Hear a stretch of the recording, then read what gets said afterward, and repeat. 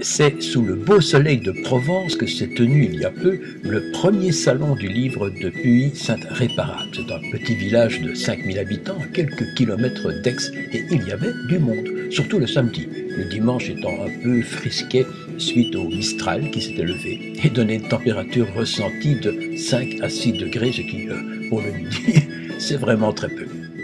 2 journées consacrées au livre que les gens du coin semblent avoir apprécié, car beaucoup de sacs étaient remplis de bouquins, pour la plus grande joie des 65 auteurs présents, parmi lesquels on remarquait 2 écrivains de Grey Délices. Alors il y avait Jean-Michel Bernos, dont on connaît le Merci Monsieur Leacock, et le poète Dominique Verrier, dont le dernier recueil a un titre qui ne laisse pas indifférent, Sous vos lacs endormis dorment nos rivières. Un reportage de Christine Brunet qui a rencontré le maire de la commune, Jean-David Siot, à l'initiative de l'événement.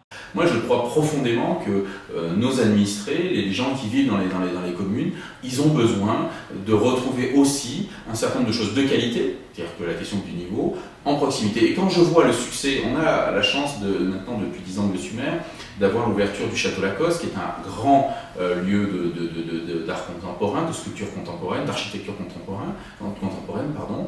Et les gens, ils viennent, ils sortent. Hein. Et puis, on a la chance, pour cette première édition, d'avoir Andrea Ferréol, qui a accepté d'être la marraine, qui est une amie, et qui m'a dit, si vous montez quelque chose, moi, la lecture, l'écriture, le théâtre, j'ai besoin que ça se développe, j'ai besoin que les gens gardent, donc je le ferai volontiers. Je la remercie, parce qu'elle a accepté. Le Puy, entre Aix et Paris, elle pouvait considérer que le Puy était un peu, justement, décalé. Elle vient volontiers, et je crois que ça participe aussi à l'idée que, pour rapprocher tout le monde de la question de la culture et de l'accès à la culture.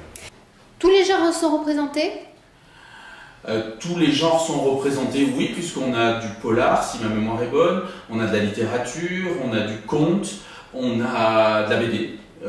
Donc on a tous les genres dans la mesure du raisonnable. Mais en tout cas, on a une vraie grande diversité sur les auteurs qui viennent et qui ont envie de se faire connaître ou qui ont envie de participer à ce moment-là. Dans un village comme le nôtre, la difficulté, c'est que les gens, ils peuvent aller de la maternelle jusqu'au collège dans leur village de 5000 habitants.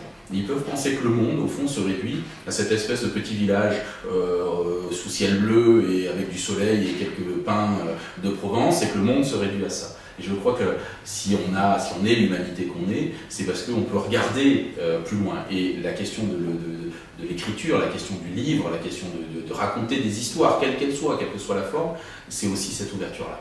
Alors la dernière question, et pas des moindres, c'est vos attentes par rapport à ce salon.